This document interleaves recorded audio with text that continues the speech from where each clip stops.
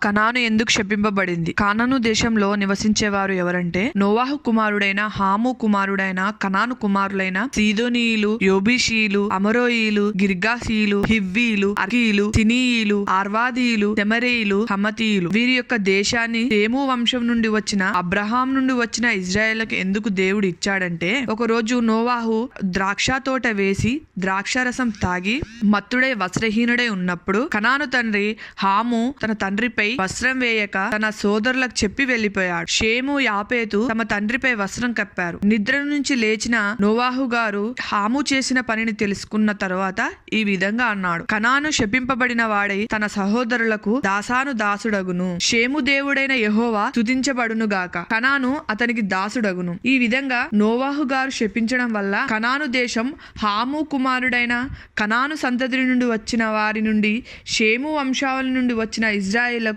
కనాను దేశం ఇవ్వడం జరిగింది.